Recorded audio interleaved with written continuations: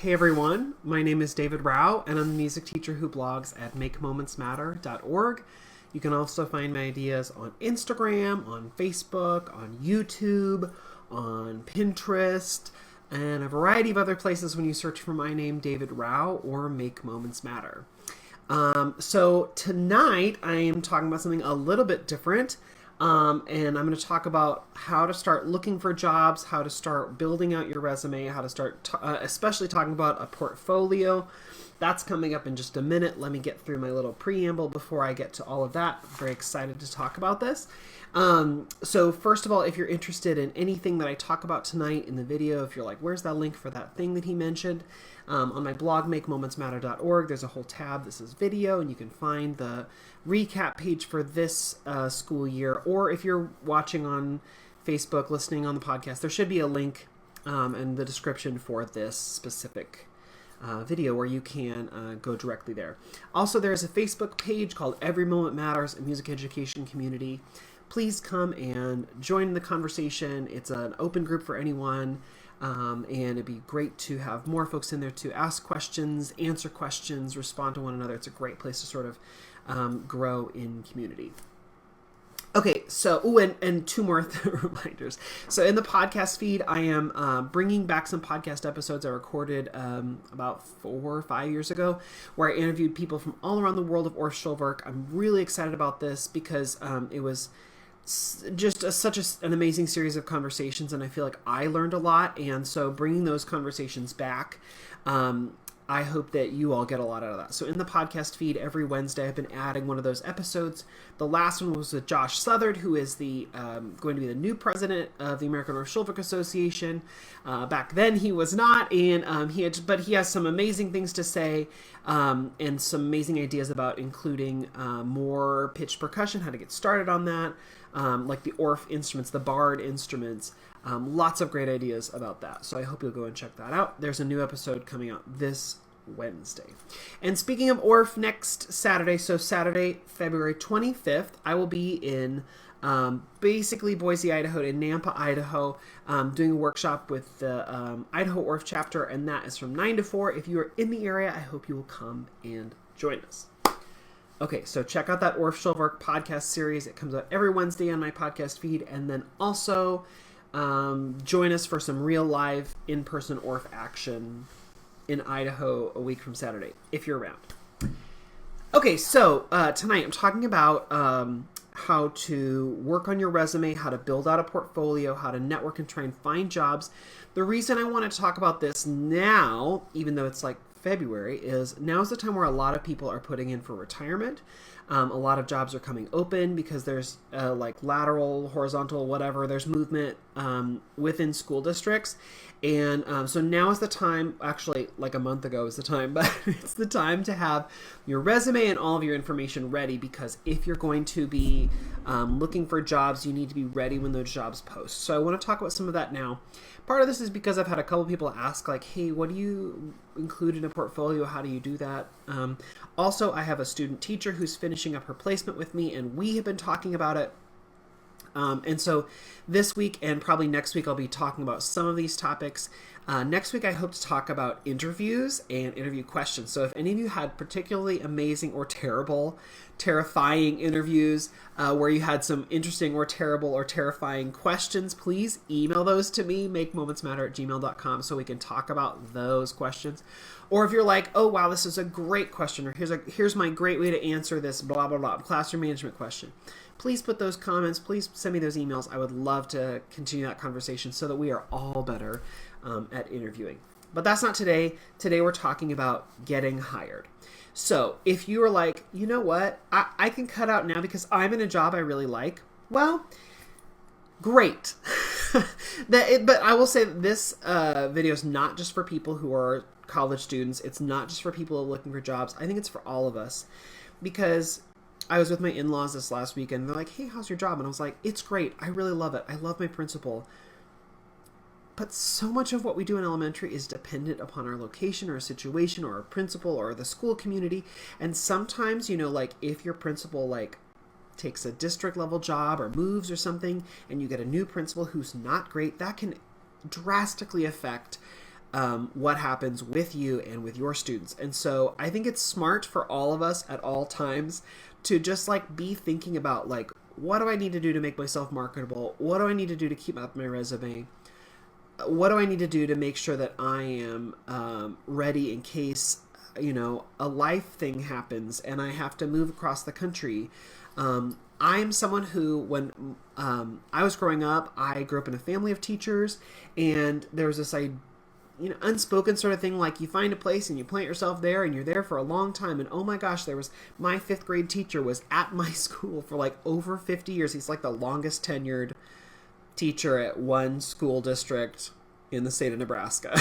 So like, but those are like the examples to grow up with. Like you find a job and you stay in that job. Well, I don't know that that's necessarily true today, but also I know personally that like sometimes things happen and you make changes. Like I got a job here in Kansas City right at a graduate school, right at a college. And I was like, I love this job. It's amazing. And then family stuff happened and we moved to Michigan, and we're in Michigan for a couple years. And then my partner got a job in Georgia and we moved to Georgia. And then the pandemic happened and other stuff happened and we moved back to Kansas. And so like, I know that like, I love to be in a place and plant myself and build a program and put down roots. But sometimes life takes you in different directions. Anyway, all that to say, don't tune out this podcast even if you're like, you know what, I don't know. Because some of the things that we're talking about might be really helpful, or it might spark an idea, or you might end up with a student teacher next semester and it'd be good to have this conversation with them. So anyway, just all that to say, stick around. Okay, so if you're getting hired, so maybe you're right out of college, maybe you're moving to a new place, to a new state, maybe you just want movement, you're not happy in your school, or maybe your school's closing, or maybe, like, I don't know. There are all sorts of reasons that you could be looking for a different job. Maybe you want to have a job with less responsibility. Maybe you want more time. Maybe you're part-time and you want a full-time job. There are a lot of reasons to look. But before you can get that job, you have to know the job is coming available. And there are a couple ways to do that. If you are new to an area, you can look up all the school districts you're interested in. You can start like searching by job listing, by the different districts. That's a way to do it. And that is the official way to do it, right? Like that's the official way to do it. But I would say so much of job placement, job movement happens because you have a network that supports you. And what do I mean by that? I mean that like, if you have a network that is there to help you find a job, they're going to say, oh my gosh, okay, so Denise is going to be retiring. She's been talking about it for a couple years and she's finally decided to do it. She has not put in her notice yet, but you need to have your materials ready because when that job posts, it's going to go like that. And so have your stuff ready and I'll vouch for you. I'll get you a letter. Like that's what happens when you have a network. People who know will know and they will tell you and they'll say, you should apply for this. So you need to have a network. That's the first thing. How do you build that network? If you're in college, if you're new to an area, how do you build that network? There are a couple ways. If you are just friends with teachers are friends with teachers. So reach out and say like, hey, I know that you work at Starside. Do you know anyone who knows someone at blah, blah, blah? Or like, I work here, or I have friends, or my sister-in-law. Or like, if you can work those connections, work those connections. Find people, meet people, get to know people. Send that awkward, hey, hi, my name is so-and-so. I just wanted to send you a quick Facebook message because I heard that you're working in blah, blah, blah, and I want to know more about. Reach out. The music community is a small community. Probably if I know someone, they might know this other person that I worked with or I student taught with or I had a friend. And the music world is small. So reach out, ask questions, just try and make friends that way. Try and find friends in the district in which you want to apply because they're going to know quicker and faster and better about any jobs that are actually coming up. Reach out to your student teaching mentor, or if you are student teaching, have that person reach out to their friends. I know okay, Facebook, I'm back. I don't know why. It just blinked off. Crazy. Hopefully I'll figure it out. Facebook continually makes things more and more hard. So why? I don't know. I'll just make things more complicated. Anyway, if you're still on Facebook and you're here and you can hear me, please type that you can hear me just so I know that like everything's still working. Okay, so you need a network. How to network? Like I said, first find friends in your district. Reach out to your student teaching mentor.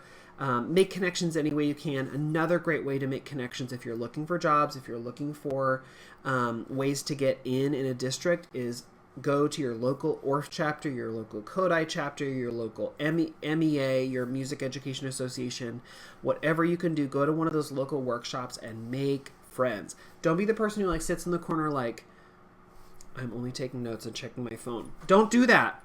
Be the person who's like, hey, hi, my name is so-and-so. I just moved here and I'm looking for a new gig. And oh my gosh, do you know of anything? I'm really excited about being here. You know, like those people want to help you. Literally all those local ORF chapters and local MEAs, they want you to make connections. They want you to get a good job. They want you to be happy in your job. So when you're at those places, reach out, make connections. How can you find them? I put a link on my blog on the links page about finding local ORF chapters, because there's an easy way to do that no matter where you are, to find them, to make connections and reach out. If you can't go to a workshop, if there's a conflict or whatever, email those people and say, hey, I'm going to be moving to the area. I'm new to the area, blah, blah, blah. I really want to find a gig. What can you help me? I remember when I moved initially from Kansas City to Michigan, I was like, I know no one there. I am not going to get a job. It was very tricky. The place we were at, we're moving to Lansing, and in Lansing, like 2 years before we moved there, the Lansing School District cut all elementary art and PE and music jobs. All of them. And I was like, I'm never going to get a job. And I remember my friend Jennifer, who I did levels with here in Kansas, reached out to one of her best friends, Amy, who teaches in Lansing. And through the connections in the ORF chapter, I found a gig that opened up and I found a job. It was great. So reach out, make those connections. That's a great way to do it. I would also say if you're looking for a job, don't just look at one specific job, one specific district, one specific area. Broaden your search. Make yourself more marketable. Find different places. Sometimes you'll interview and it won't work, or you'll put in your resume and it won't work, but maybe it'll get picked up in another place. Just put it out into the universe, try and get it out there, and don't limit yourself to like, I must teach in this one neighborhood, because then it's going to be very hard to get a job. Widen your scope, and maybe if you're like, okay, I have to drive 35 minutes, I don't really like it, I'm not sure, but maybe if you get a job, then in a couple years you could move to a different school or whatever. Maybe you'll end up loving that job. Who knows? Anyway, just keep looking. And I would say apply everywhere. But not just like apply for open jobs. Anywhere you go in a district you're interested in, a lot of times they have like potential open position, right? Like it'll say like elementary music teacher, assumed, or potential, or whatever. Like it could happen. Put in your resume, put in your stuff, put in all that information, because if you have it there, then it's accessible. A lot of times a job will come open, it'll get posted, and like that night, the principal will be like, well, who's an applicant that we can look at? Because they're impatient. I don't know. They want to do other stuff. I get it. But like get on, make sure that your application is in, even if it's not for like a specific job, like be in the system. Because especially if like you put in your application, it's like, hey, actually, we need your transcripts before you can become official.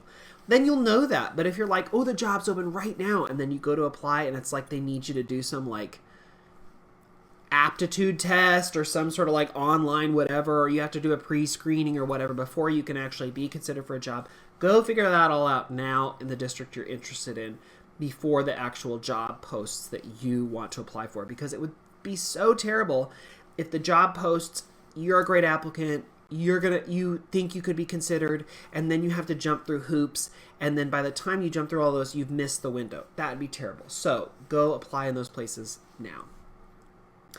Okay, when you're putting your resume, when you're doing your cover letter, all of that, tailor it to the job you are applying for.